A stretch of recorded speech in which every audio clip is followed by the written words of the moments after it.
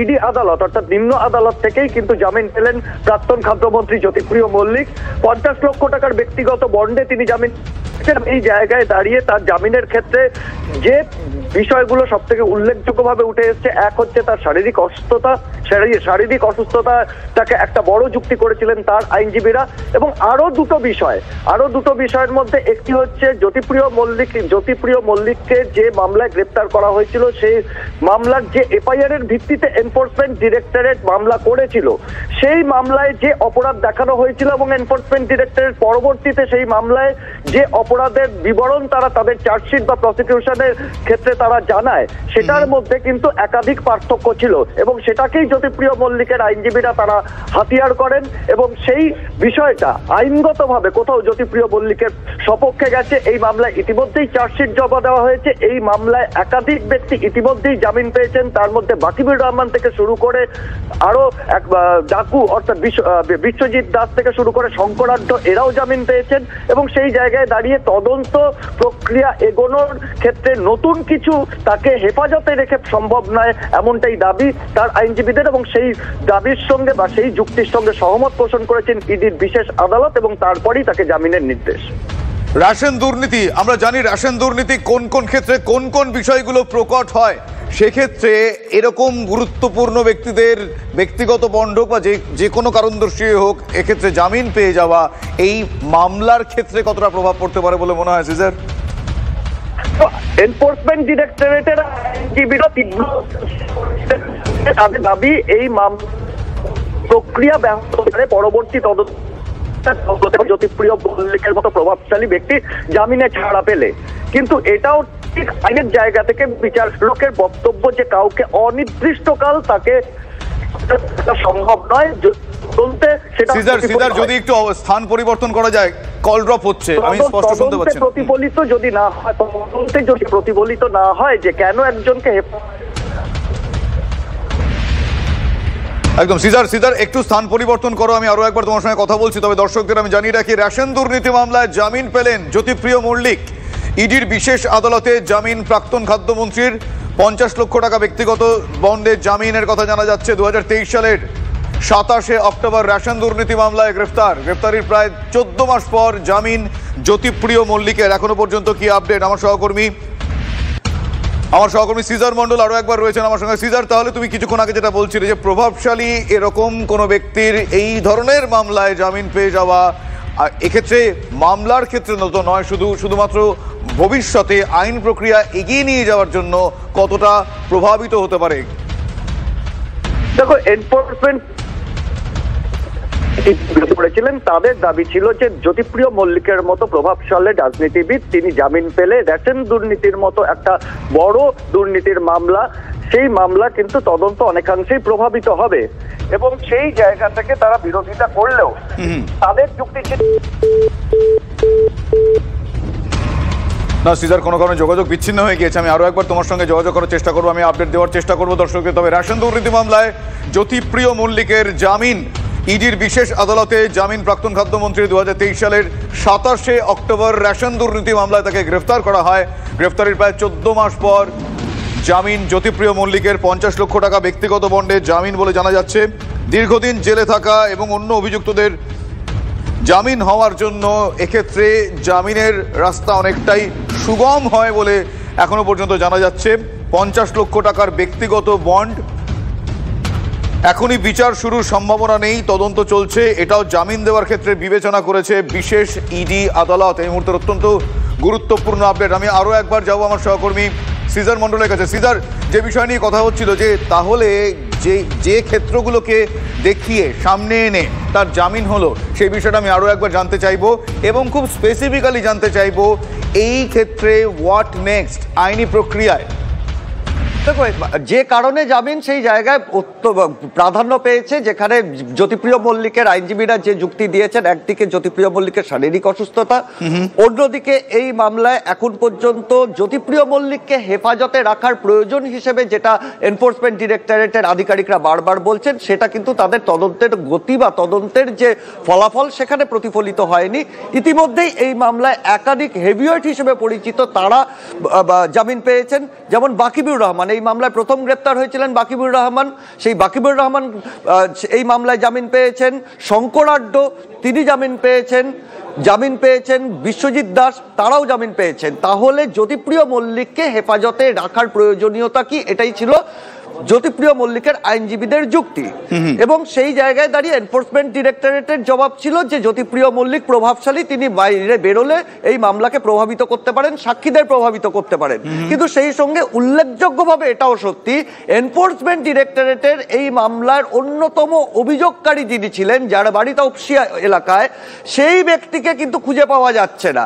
অর্থাৎ জ্যোতিপ্রিয় মল্লিক ভেতরে, অথচ তাকে খুঁজে পাওয়া যাচ্ছে না। অর্থাৎ কোথাও এনফোর্সমেন্ট ডিরেক্টরেটের বক্তব্যের সঙ্গে বিচারক তিনি একমত হতে পারেননি। সিজার, তাহলে এক্ষেত্রে আমি একটু স্পষ্ট করে জানতে চাইছি, মূল অভিযোগকারীকে খুঁজে না পাওয়া গেলে এবং সেইটা এক্ষেত্রে জামিনের অন্যতম একটা বিষয় হয়ে দাঁড়ালে, ওয়ান অফ দ্য ফ্যাক্টরস আমি যদি ধরি, তাহলে সেক্ষেত্রে এই গোটা বিষয়টা কি লঘু হয়ে যায়? এই দুর্নীতিটা কি কোনোভাবে ডাইলিউটেড হয় বা হওয়ার সম্ভাবনা, সেটা একটু জানতে চাই। না, অপরাধ ডাইলিউটেড হওয়ার বিষয়টা এখানে কিন্তু প্রাধান্য পায়নি। এখানের বিষয়টা একটাই, জ্যোতিপ্রিয় মল্লিক তিনি অন্যতম প্রধান অভিযুক্ত হিসেবে বর্ণনা করা হয়েছে এই গোটা মামলায়। জ্যোতিপ্রিয় মল্লিকের বিরুদ্ধে চার্জশিট দেওয়া হয়েছে, জ্যোতিপ্রিয় মল্লিককে অপরাধী হিসেবে এনফোর্সমেন্ট ডিরেক্টরেট চিহ্নিত করেছে এবং তার বিচার প্রক্রিয়া চলবে, পরবর্তীতে বিচার প্রক্রিয়া চলবে। কিন্তু এখানে প্রশ্নটা হচ্ছে জ্যোতিপ্রিয় মল্লিককে হেফাজতে রেখে তদন্ত এগিয়ে নিয়ে যাওয়ার প্রয়োজন আছে কিনা। আর এই জায়গাতেই কোথাও বিচারক মনে করছেন জ্যোতিপ্রিয় মল্লিককে আর হেফাজতে রেখে তদন্ত এগিয়ে নিয়ে যাওয়ার কোনো প্রয়োজন নেই। এনফোর্সমেন্ট ডিরেক্টরেট এই তদন্ত তারা এগিয়ে নিয়ে যেতে পারেন এবং সেক্ষেত্রে জ্যোতিপ্রিয় মল্লিক বাইরে থাকলেও এই তদন্ত গতি ব্যাহত হবে না এবং সেই জায়গাটাই প্রাধান্য পেয়েছে এই রায়ের ক্ষেত্রে। বেশ বেশ, সিজার আমাদের সঙ্গে থাকো আমার সহকর্মী শ্রাবন্তী এই মুহূর্তে রয়েছেন আমার সঙ্গে। শ্রাবন্তী, এক্ষেত্রে জানতে চাইবো যে কোন কোন ক্ষেত্রে কিভাবে জামিন আমরা জানলাম, সিজার বলছিলাম, আমি তোমার কাছ থেকে জানতে চাইবো কোনো শর্ত কি তার উপর আরোপিত হয়েছে যে তিনি এইগুলো করতে পারবেন না পারবেন? দেখো, শর্তাধীন জামিন তো নিশ্চয়ই, কারণ যেমনভাবে 50 লক্ষ টাকা ধার্য হয়েছে, একই সঙ্গে তিনি এই মুহূর্তে কোথাও যেতে পারবেন না, পাসপোর্ট জমা রাখতে হবে এবং তদন্তকারী দলকে সহায়তা করতে হবে ইত্যাদি একাধিক শর্ত দেওয়া হয়েছে, শর্ত আরোপ করা হয়েছে। কিন্তু প্রশ্ন একটাই, যাকে একসময় কিংপিন, কিং মেকার এবং দুর্নীতি গঙ্গাসাগরের মতো বলে কোট করেছিল ইডি, সেই জ্যোতিপ্রিয় মল্লিক তিনিও জামিন পেলেন এবং একটাই জায়গা থেকে জামিন হয়ে যাচ্ছে যে যেরকমভাবে যে দুর্নীতির গঙ্গাসাগর যাকে বলা হচ্ছে, অথচ যখন তথ্য প্রমাণ আসছে সেই উপযুক্ত তথ্য প্রমাণ জোগাড় করতে পারছে না ইডি এবং তার জন্যই বাকিবুর জামিন পেয়ে যাচ্ছেন, রেশন দুর্নীতিতে বাকিরা জামিন পেয়ে যাচ্ছেন। তাহলে কেন জ্যোতিপ্রিয় মল্লিক আটকে থাকবেন? যারা জ্যোতিপ্রিয়র আইনজীবী ছিলেন তাদের একটা আরও বড় এক্স ফ্যাক্টর ছিল জ্যোতিপ্রিয়র স্বাস্থ্য। তিনি দীর্ঘদিন ধরে অসুস্থ ছিলেন, এই বিষয়টি বারবার তার আইনজীবীরা আদালতে আনেন এবং কোথাও গিয়ে মন্ত্রী জ্যোতিপ্রিয় যে ভাবে, শুভজিৎ, আমরা দেখতে পাচ্ছি পার্থ চট্টোপাধ্যায় তাকে বারবার প্রভাবশালী বলা হচ্ছে, তার কারণ তিনি মন্ত্রী। অন্যরা জামিন পেলেও পার্থ চট্টোপাধ্যায়ের জামিন এক্ষেত্রে অনেকটাই শক্ত, অনেকটাই কঠিন বলে মনে করা হচ্ছে। ঠিক একই রকমভাবে জ্যোতিপ্রিয় মল্লিকের মন্ত্রিত্ব এখানে কিন্তু সেটাও ফ্যাক্টর কাজ করলো না। শামীম আহমেদ আমার সঙ্গে রয়েছেন আইনজীবী, তার কাছে সরাসরি চলে যাব। শামীম দা, একে একে সকলে মিলে জামিন পেয়ে যাচ্ছেন এবং একটাই জায়গা যে কথা বলছে এটা কোথাও গিয়ে একটা অনেকটা বড় কথা হয়ে যাচ্ছে যে দুর্নীতির গঙ্গাসাগর বলা হচ্ছে, অথচ সেই পরিমাণ অপরাধ, ঘুরপথে টাকা জ্যোতিপ্রিয় মল্লিক গেছে, কিন্তু প্রমাণ কোথায়? ইডি কি তাহলে কোথাও গিয়ে একটা ফেলিওর হচ্ছে একটা জায়গায়? দেখুন, ইডি বলুন, সিবিআই বলুন, এই যেসব তদন্তকারী সংস্থাকে আদালত দায়িত্ব দিচ্ছে তদন্ত করার জন্যে, সময় এসছে এই তদন্তকারী সংস্থাগুলোর বিরুদ্ধে তদন্ত করার। কারণ আমরা দেখছি প্রত্যেকটা তদন্তের ক্ষেত্রেই আদালত নির্দেশ দেওয়ার পরে তদন্ত শ্লথ হয়ে যাচ্ছে এবং দীর্ঘসূত্রতার পরে আলটিমেটলি প্রমাণ জোগাড় করতে না পারার কারণে বা সচেতনভাবে প্রমাণ জোগাড় না করার জন্যে এই অপরাধীরা যারা আছে তারা সব ছাড়া পেয়ে যাচ্ছে। ফলে কেন এটা হচ্ছে বারে বারে? যেখানে আমরা দেখেছি নারদার ক্ষেত্রে আমরা দেখেছি ভিডিও ফুটেজ আছে, তারপরেও অপরাধীরা ধরা পড়েনি। সারদার ক্ষেত্রে দেখেছি, শিক্ষাক্ষেত্রে দুর্নীতির ক্ষেত্রে দেখেছি, রেশন দুর্নীতি দেখেছি, মানে সব ক্ষেত্রেই দেখছি এই যাদেরকে নিরপেক্ষ তদন্তকারী সংস্থা বলা হচ্ছে তারাই বারে বারে প্রমাণ করছে তারা নিরপেক্ষ নয় এবং তারা কোথাও মিলিঝুলিয়ে একটা বন্দোবস্ত করে রেখেছে অপরাধীরা ছাড়া পায় এবং এই রাষ্ট্র ব্যবস্থাতে ভেঙে পড়ে। ফলে এখন একটা সময় এসছে যে সময় আদালতকেই এই ব্যাপারে সচেতন হতে হবে, এবং আমি বলবো যে এই সময় এসছে যেখানে বিভিন্ন স্টেটের পুলিশের নিয়ে একটা সিট গঠন করে এই সব সিবিআই, ইডি এবং যেসব সংস্থা নিরপেক্ষ তদন্ত করতে পারছে না তাদের বিরুদ্ধে তদন্ত করতে হবে। আপনার কি মনে হয় এবার দলের পক্ষ থেকেও একটা ক্লিন চিট দেওয়া হবে? তার কারণ মন্ত্রী হিসেবে তিনি জেলে গেছিলেন, সেক্ষেত্রে এবার তিনিও একটা ক্লিন চিট পেয়ে যাবেন দলের পক্ষ থেকে, এবং আবার ভোটে দাঁড়ানোটাও খুব একটা অস্বাভাবিক কিছু হবে না। যে দল অপরাধীদের নিয়ে তৈরি করা হয়েছে তাদের ক্লিন চিট দেওয়ার মতনও কেউ থাকবে না। অপরাধীরা অপরাধের বিচার করলে যা হয় তাই হবে, সেটা নিয়ে আমি খুব বেশি কনসার্ন নই। আমি কনসার্ন যে যারা এই রাজ্যটা চালাচ্ছে, সরকারটা চালাচ্ছে, সেখানে যে সাধারণ মানুষ আছে যাদের রেশন চুরি হয়েছে তাদের জন্য বিচারে কি ব্যবস্থা আছে। জেল মুক্তির সম্ভাবনা কতটা একটু জিজ্ঞেস করবে? জায়গায় আরেকবার বারবার দেখো শুভজিৎ, জেল মুক্তির সম্ভাবনা প্রবল থাকছে, তার কারণ একমাত্র ইডির কেসেই জ্যোতিপ্রিয় মল্লিককে গ্রেফতার করা হয়েছিল, সিবিআই তাকে গ্রেফতার করেনি। যেহেতু ইডির এই মামলায় তিনি জামিন পেয়েছেন, সেই জন্য মনে করা হচ্ছে যে তিনি এবার জেল মুক্তি ঘটাটা শুধুমাত্র কিছুটা সময়ের অপেক্ষা। একই সঙ্গে তোমাকে বলে রাখি যে কলকাতা হাইকোর্টে জ্যোতিপ্রিয় মল্লিক যখন যে মামলাটি দায়ের করেছিলেন জামিনের জন্য, সেই মামলাটি তুলেও নেওয়া হয়, নিম্ন আদালতের তারা মুভ করেন।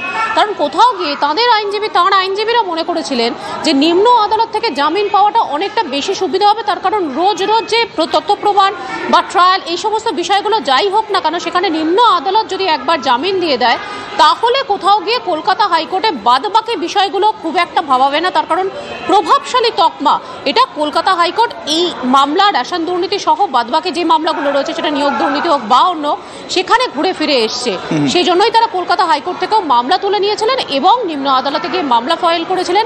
আজকের সেই মর্মেই জামিন পেয়েছেন জ্যোতিপ্রিয় মল্লিক, ফলে জেল মুক্তি শুধুমাত্র সময়ের অপেক্ষা, অন্তত এমনটাই তাঁর আইনজীবীরা দাবি করেছেন। শ্রাবন্তী, জেল মুক্তি শুধুমাত্র সময়ের অপেক্ষা, কিন্তু এই ধরনের দুর্নীতির অভিযোগ যেখানে রয়েছে, যদিও অভিযোগকারীকে এখনো পাওয়া যাচ্ছে না, সেক্ষেত্রে মামলাটা কিভাবে তাহলে প্রসিডিংটা হবে, কিভাবে তাহলে এগোবে? মামলা তো বন্ধ হতে পারে না। দেখো বিষয়টা যে অনেকে যারা জামিন চাইছেন তাদের আইনজীবীদের বক্তব্য যে জামিন পাওয়া মানে কিন্তু যে অপরাধ থেকে মুক্ত এমন নন। যেরকম ভাবে ইনভেস্টিগেশন চলছে সেটা ইনভেস্টিগেশন চলবে, ট্রায়ালে আরো অনেক কিছু উঠে আসতে পারে এবং সেখানে যদি জ্যোতিপ্রিয় মল্লিক ফের অপরাধী বলে গণ্য হন, ফের তাকে হেফাজতে নিতে পারে ইডি বা সিবিআই এ যদি নতুন করে তদন্ত করে, সেই সমস্ত অপশন খোলা থাকছে। কিন্তু তাহলে কেন এত গুরুত্ব দেওয়া হচ্ছে? তার কারণ এখনো পর্যন্ত বাদবাকি যদি দেখা যায়, সেটা বাকিবুর হতে পারে বা রেশন দুর্নীতিতে যারা একসময় হেফাজতে ছিলেন তারা কিন্তু আর নতুন করে এই মুহূর্তে ফের আসেননি। ফলে অপরাধের তদন্ত যে গতি প্রকৃতি ছিল সেটা কতখানি চলবে তা নিয়ে প্রশ্ন থাকছে। দ্বিতীয়ত, যেহেতু জ্যোতিপ্রিয় মল্লিক তার একটা আলাদা পজিশন ছিল, সেই প্রভাবশালী তকমাটা খাটিয়ে অন্য সাক্ষীদের তিনি প্রভাবিত করবেন কিনা এটাও কিন্তু থেকে যাচ্ছে সেই প্রশ্নটা। ফলে এই তদন্তর ভবিষ্যৎ কি তা নিয়ে ইতিমধ্যেই প্রশ্ন উঠছে। তাহলে তুমি যে অত্যন্ত গুরুত্বপূর্ণ বিষয়টা যেটা বারবার মাথায় আসছে, সামনে আসছে, যে প্রভাবশালী তকমা প্রভাব খাটাবেন কিনা, খাটাবেন না, সেইটা এই মুহূর্তে কিভাবে জোরদার হচ্ছে? দেখো, যদি আমরা আইনের বিষয়টা দেখি তাহলে একজন অভিযুক্ত, অপরাধী নয়, অভিযুক্তকে কতদিন পর্যন্ত জেলে রাখা যেতে পারে যদি তার বিরুদ্ধে সত্যি কোনো সেই অর্থে প্রমাণ থাকে। এখানে ইডি যদি শুধুমাত্র তার সাবমিশনে তাকে কখনো কিংমেকার বলা হচ্ছে, তাকে কখনো দুর্নীতির গঙ্গাসাগর বলা হচ্ছে, এবং ঘুরপথে যাদেরকে ইডি গ্রেফতার করেছিল প্রত্যেকে যদি ঘুরপথে এসে সেই টাকাটা জ্যোতিপ্রিয় মল্লিকের কাছে যাচ্ছে, এইটুকুনি দাবি বাদ দিয়ে কোনো প্রমাণ না থাকে, যে প্রমাণের জন্য বাকিবুর জ্যোতিপ্রিয় মল্লিককে আটকে রাখা যায়, তাহলে কোথাও গিয়ে আইনের হাত বাঁধা থাকে এবং আইন তাকে এটা তার একটা রাইট বলা যেতে পারে, তার অধিকার যে তাকে জামিন দিতে হবে, এবং সেই কারণেই জ্যোতিপ্রিয় মল্লিক জামিন পেয়েছেন। হতে পারে যে আগামীকাল ইডি ফের নতুন করে কলকাতা হাইকোর্টের দ্বারস্থ হতে পারে, তারা এই জামিনের বিরোধিতা করতে পারে। সাম্প্রতিক সময় যদি দেখা যায় তাহলে সেই অর্থেও কিন্তু এই প্রশ্নটা তাদের উচ্চ আদালতেও বারবার সম্মুখীন হতে হয়েছে। যতকটা বেল ম্যাটার ছিল, যতকটা জামিন মামলা ছিল। শ্রাবন্তী, আমি তোমাকে একটু থামাচ্ছি, আমি তোমার কাছে আসছি, আমি জানবো আরো ডিটেল। এই মুহূর্তে কংগ্রেস নেতা সৌম্য আইচ রায় আমাদের সঙ্গে রয়েছেন। সৌম্যবাবু, কি বলবেন আজকে জ্যোতিপ্রিয় মল্লিকের মল্লিকের জামিন হয়ে যাওয়ার খবরে কি মনে হচ্ছে রেশন দুর্নীতি মামলা এরপর কিভাবে এগোতে পারে, কতটা আশাবাদী? দেখুন, জামিন একটা আদালতের বিচার ব্যবস্থার অঙ্গ, এ বিষয়ে আমাদের কোনো কথা নেই, কিন্তু তথ্য প্রমাণ না দিতে পারলে জামিন হবে। সিবিআই ইডি যদি তথ্য প্রমাণ জোগাড় না করতে পারে তাহলে জামিন হয়ে যাবে। যত বড়ই অপরাধী হোক, অপরাধী বিবেচিত হোক, তার জামিন হবে। মানে মাথার ওপরে থাকলে দিদির হাত, কাউকে খেতে হবে না জেলের ভাত। দাদা দিদির হাত, আশীর্বাদের হাত থাকলে তারা কি করে ভেতরে থাকবে বলুন? রাউস এভিনিউর কোর্টে শুধুমাত্র ট্রান্সলেটর পাওয়া যাচ্ছে না বলে জামিন দিতে বাধ্য হলো বাংলার ভাত অনুব্রত বাবু। আজকে লিপস অ্যান্ড বাউন্সে নাম থাকা সত্ত্বেও এত বড় তাদের নেতা, তাদের মানে মাথারা যারা লিপস অ্যান্ড বাউন্সের ডাইরেক্টর, মূল চার্জশিটে তাদের নাম নেই, কি করে হবে? তো মাথার ওপরে, তাই তো বলছি, মাথার ওপরে থাকলে দাদা দিদির হাত, এদেরকে যতই দুর্নীতি করুক এদের খেতে হবে না জেলের ভাত, এরা বাইরেই থাকবে, এদের জামিন হবে। জামিনটা একটা প্রক্রিয়া, একটা অঙ্গ, তাই বাইরে আছে। বেশ, ধন্যবাদ আপনার প্রতিক্রিয়ার জন্য। আমি আরো একবার আমার সহকর্মী শ্রাবন্তী সাহার কাছে যাব। শ্রাবন্তী, রাজনৈতিক ব্যক্তিত্বরা, বিশেষ করে বিরোধী দলের যারা রয়েছেন, তারা বলছেন যে তথ্য প্রমাণ না দিতে পারলে জামিন তো হবে, এটা তো ন্যাচারাল প্রসেস, কিন্তু তথ্য প্রমাণ কেন দেওয়া গেল না সেই প্রশ্নটা তারা তুলছেন। শ্রাবন্তী,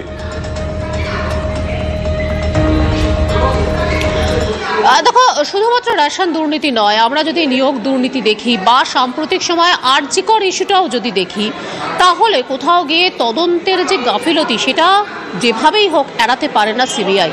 তারা যেভাবে তদন্ত করছে সেটা নিয়েই প্রশ্ন উঠছে। বিশেষত আরজিকরের ক্ষেত্রে আমরা যেমনটা দেখলাম যে যারা বাবা মা তারা পর্যন্ত একাধিক প্রশ্ন তুলেছেন, এমনকি সাক্ষ্য গ্রহণ, যাদেরকে ডেকে পাঠানো হচ্ছে, যাদেরকে ডাকা উচিত ছিল তাদেরকে কেন ডেকে পাঠানো হয়নি, এরকম প্রশ্ন থাকছে।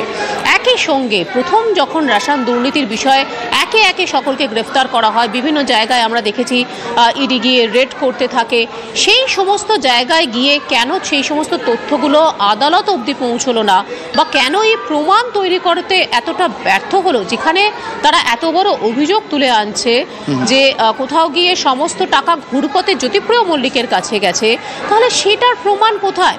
এত রিসিট, এত কিছু রেট, কোথাও গিয়ে কি সেই প্রমাণগুলো মিলছে না?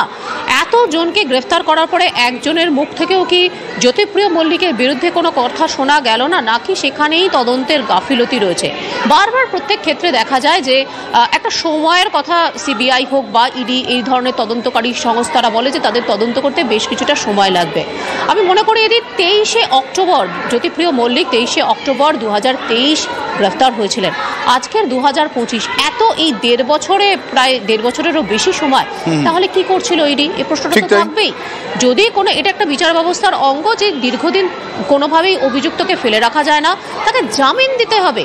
বারবার যখন এই প্রশ্ন তাকে করা হচ্ছে, শ্রাবন্তী আরো একবার তোমায় থামাচ্ছি, এই মুহূর্তে আমার সঙ্গে রয়েছেন সৃজন ভট্টাচার্য, সিপিআইএম নেতা। সৃজন, জ্যোতিপ্রিয় মল্লিকের জামিন পেয়ে যাওয়া, 14 মাস পরে জামিন পেয়ে যাওয়া, আপনারা কিভাবে দেখছেন এই দুর্নীতি সংক্রান্ত যে বিষয়ে অভিযোগ উঠেছিল, এই বিচার প্রক্রিয়া কিভাবে এরপর এগোতে পারে, কি মনে হচ্ছে? এই তো অবাক হবার কি আছে, এক বালুবাবু বাকি ছিলেন, আর এর আগে তো বাকি সবাই কম বেশি, পার্থবাবুও তো শুনছি কবের মধ্যে ছাড়া পাবেন। বিজেপি মুখে যত লাভঝাপ করেছিল, আদতে তো যত দিন গিয়েছে প্রতিটি তদন্তের ক্ষেত্রে, সে আপনি খাদ্য বলুন, শিক্ষা বলুন, সারদা নারদা বলুন, বা এই আরজিকরের ঘটনা, প্রতিটি ঘটনার ক্ষেত্রেই বোঝা যাচ্ছে যে আসলে দিল্লির তদন্তকারী সংস্থারা তাদের পর্বতের মুশিক প্রসব হচ্ছে, এবং তারা বেসিক্যালি এমন ভাবে গোটাটা সাজাচ্ছে যাতে করে তৃণমূলের নেতারা সুবিধা পেয়ে যায়। আমি আগেও বলেছি যে বামপন্থীদের উত্থান, সম্ভাব্য উত্থানের ভয় বিজেপি তৃণমূল আবার একটা বোঝাপড়ার জায়গায় চলে এসেছে, যেখানে তৃণমূল পার্লামেন্টে আদানির বিরুদ্ধে কথা বলবে না, তৃণমূল পার্লামেন্টে বিজেপিকে ট্যাসিটলি সাহায্য করে যাবে, এবং বিজেপি তৃণমূলের সমস্ত চোর ডাকাত চিটিংবাজ যারা জেলে গিয়েছিল সাম্প্রতিককালে সবাইকে। স্পেসিফিক্যালি এই ক্ষেত্রে আপনারা যেই ন্যারেটিভ আরো একবার তৈরি করার চেষ্টা করছেন, এক্ষেত্রে আপনারা বলছেন ওই পক্ষান্তরের সেটিং তত্ত্ব বলছেন, এক্ষেত্রে এই ধরনের দুর্নীতিতে এই সেটিং তত্ত্বে আখেরে কোথায় কার কতটা লাভ, আমি একটু ব্যাখ্যা চাইব স্পেসিফিক্যালি। না, তো পরিষ্কার কথা, সামগ্রিকভাবে 26-এর ভোটের আগে বিজেপি, এই যে গত উপনির্বাচনগুলো হলো 10টা, প্রথম ফেজে 4টে, তারপরের বার 6টা সিটে, বা তার আগে আরজিকরের আন্দোলন, বিজেপি বুঝতে পারছে যে they are a declining force in West Bengal. বিজেপির ভয় হলো বামপন্থীরা বা কংগ্রেস বা অন্য কেউ না উঠে আসে, তার চেয়ে বাবা তৃণমূল থেকে যাক। তাহলে তৃণমূলকে প্যাঁচে ফেলার জন্য যে লোকগুলোকে জেলে পোড়া হয়েছিল সেই লোকগুলোকে সব আস্তে আস্তে ছেড়ে দাও। কালীঘাটের কাকু থেকে, অর্পিতা দেবী থেকে শুরু করে, পার্থবাবু থেকে শুরু করে, জ্যোতিপ্রিয় মল্লিক থেকে যা আছে সব ছেড়ে দাও লটে। আর ভাইপোকে ধরা ফরা ওইসব তো ভুলেই যাও। তৃণমূল বহাল তবিয়তে থাকুক, এটা দিল্লির বিজেপি চায়। আমার শুভেন্দু বাবুদের দেখে মায়া লাগে, তারা এখানে ছাগলের 3 নম্বর সন্তানের মতো লাভঝাপ করে যাচ্ছেন, কিন্তু আসলে এই চোর ডাকাতরা সব ছাড়া পেয়ে যাচ্ছে। ধন্যবাদ সৃজন। কথা বলছিলাম সিপিআইএম নেতা সৃজন ভট্টাচার্যের সঙ্গে। আপনাদের আরো একবার জানাবো এই মুহূর্তের অন্যতম গুরুত্বপূর্ণ আপডেট। 14 মাস পর দীর্ঘদিন জেলে জ্যোতিপ্রিয়, অন্য অভিযুক্তরা জামিন পেয়ে গিয়েছেন। এবার জ্যোতিপ্রিয় মল্লিক জামিন পেলেন। তৃণমূল কংগ্রেস নেতা পার্থ ভৌমিকের সঙ্গে আমরা কথা বলেছিলাম, তিনি কিভাবে দেখছেন বিষয়টা একবার শুনুন তার মুখে। এটা হওয়ারই ছিল, বাংলার মানুষ এটা জানে, বিশ্বাসও করে যে রাজনৈতিক উদ্দেশ্য প্রণোদিতভাবে তৃণমূল নেতাদের অনেককেই এরকম ভাবে জেলে বন্দি করে রাখা হয়েছিল এবং একের পর এক প্রমাণ না করতে পারাটাই যে কেন্দ্রীয় সরকারের ব্যর্থতা, এটা আরেকবার বাংলার মানুষের কাছে প্রমাণ হয়ে গেল এবং এটা প্রমাণ হয়ে গেল যে এটা উদ্দেশ্য প্রণোদিতভাবে করা হয়েছে।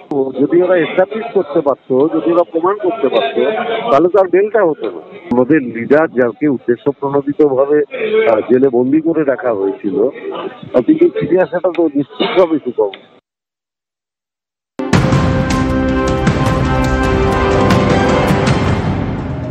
অন্যদিকে আরো একটা গুরুত্বপূর্ণ প্রশ্ন ছিল যে 26,000 চাকরি